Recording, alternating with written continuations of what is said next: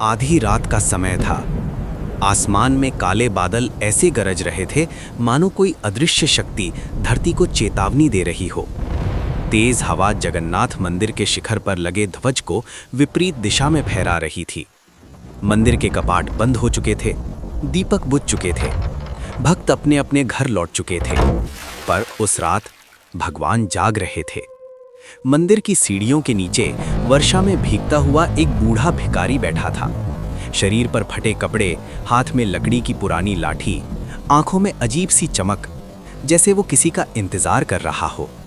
वो धीमी आवाज में पुकार रहा था, कोई है? 2 दिन से भूखा हूं, थोड़ा सा महाप्रसाद दे दो। लोग आते, उसे देखते और बिना कुछ कहे आगे बढ़ जाते। हर दिन बैठ जाता है यहां, काम क्यों नहीं करता, मंदिर को बदनाम करता है। तिरस्कार के शब्द हवा में घुल रहे थे। उसी समय मंदिर से बाहर निकले रघुनाथ सेठ, पुरी के सबसे बड़े व्यापारी। रेशमी धोती, सोने की मोटी चेन, माथे पर लंबा तिलक। उन्होंने अभी अभी गर्भगृह में खड़े होकर लंबी प्रार्थना की थी। भिखारी ने हाथ फैलाया, बेटा थोड़ा सा प्रसाद। सेठ ने घृणा से देखा, भगवान का प्रसाद यूं ही नहीं बांटते, पहले कर्म करो फिर फल मांगो। और वो आगे बढ़ गए। भिखारी मुस्कुराया। वो मुस्कान साधारण नहीं थी, उसमें करुणा भी थी और रहस्य भी। बारिश और तेज हो गई। थोड़ी देर बाद एक दुबला पतला 10 साल का बालक मंदिर की सीढ़ियां उतरता दिखा। नाम था माधव। फटे कपड़े, नंगे पैर, हाथ में पत्तल में थोड़ा सा महाप्रसाद। उसने भिखारी को देखा, ठिठक गया। बाबा, आप सच में भूखे हो? भिखारी ने उसकी ओर देखा। उस नजर में इतना अपनापन था कि माधव का दिल पिघल गया। हाँ बेटा, 2 दिन से कुछ नहीं खाया। माधव ने बिना एक पल सोचे अपनी पत्तल उसके हाथ में रख दी। ये ले लो बाबा, माँ कहती है भगवान सब में होते हैं। भिखारी ने प्रसाद लिया। जैसे ही पहला कौर मुंह में रखा, अचानक मंदिर की घंटियां अपने आप बजने लगीं। गरजती बिजली चमकी, हवा थम गई। माधव घबरा गया। ये क्या हुआ? भिखारी की आंखों से आंसू बह निकले। बेटा, तूने आज मुझे खिला दिया। माधव हंस पड़ा। अरे बाबा, मैंने तो बस आपको खिलाया है, भगवान को थोड़ी खिलाया है। भिखारी धीरे धीरे खड़ा हुआ। अगर मैं कहूं कि मैं वही हूं? अचानक उसके चारों ओर हल्का नीला प्रकाश फैलने लगा। उसके फटे कपड़े जैसे उजाले में घुलने लगे। माधव की आंखें चौड़ी हो गईं। क्षण भर में वही भिखारी दिव्य स्वरूप में बदल गया। विशाल नेत्र, अलौकिक मुस्कान, नीला तेज।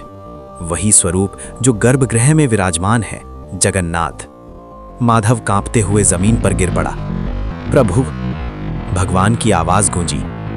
माधव, मैं तेरी भक्ति की परीक्षा लेने आया था।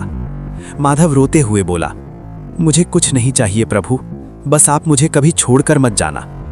भगवान मुस्कुराए, मैं कभी दूर नहीं जाता, लोग ही मुझे पहचान नहीं पाते। उसी समय दूर अपने महल में रघुनाथ सेठ गहरी नींद में थे। अचानक उनके स्वप्न में प्रकाश छाया। भगवान प्रकट हुए।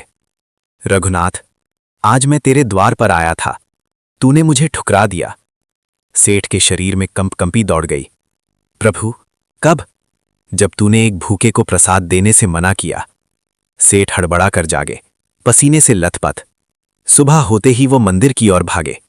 मंदिर के बाहर भीड़ लगी थी, लोग फुसफुसा रहे थे। रात को चमत्कार हुआ, मंदिर की घंटियां अपने आप बजीं। एक बालक को दर्शन हुए। सेठ ने देखा, माधव के छोटे से झोपड़े के बाहर प्रकाश फैला हुआ है। अंदर वही भिखारी बैठा था, सामान्य रूप में। सेठ दौड़कर उसके चरणों में गिर पड़े। मुझे क्षमा कर दो, मैं अंधा था, अहंकारी था। भिखारी ने धीरे से कहा, अहंकार सबसे बड़ा अंधकार है। सेठ रोते हुए बोले, मुझे पहचान क्यों नहीं पाया मैं? भिखारी ने मुस्कुराकर कहा, क्योंकि तू मुझे केवल सोने के सिंहासन पर खोजता रहा, मैं तो भूखे के आंसू में बैठा था। माधव पास खड़ा था। भिखारी ने उसके सिर पर हाथ रखा। बेटा, आज से तू मेरा मित्र है। माधव की आंखें चमक उठीं। सच प्रभु? हाँ, जब भी किसी भूखे को खाना खिलाएगा, समझना मैं ही खा रहा हूं। इतना कहकर वो भिखारी उठ खड़ा हुआ। आसमान में फिर वही प्रकाश फैल गया और अगले ही क्षण वो अदृश्य हो गया। भीड़ स्तब्ध थी। सेठ के भीतर कुछ टूट चुका था। उसी दिन से उन्होंने अपना धन गरीबों में बांटना शुरू कर दिया। मंदिर में दान देते थे, पर अब पहले भूखे को खिलाते थे। माधव का जीवन भी बदल गया, पर उसने कभी उस रात का रहस्य किसी से पूरी तरह नहीं कहा। वो बस मुस्कुरा देता और कहता, भगवान मंदिर में भी हैं, पर अगर सच में मिलना हो तो किसी भूखे को खिलाकर देखो। सालों बाद जब माधव बड़ा हुआ, उसने पुरी में एक अन्न क्षेत्र बनवाया, जहां रोज सैकड़ों लोग भोजन करते। लोग पूछते, तू इतना क्यों करता है?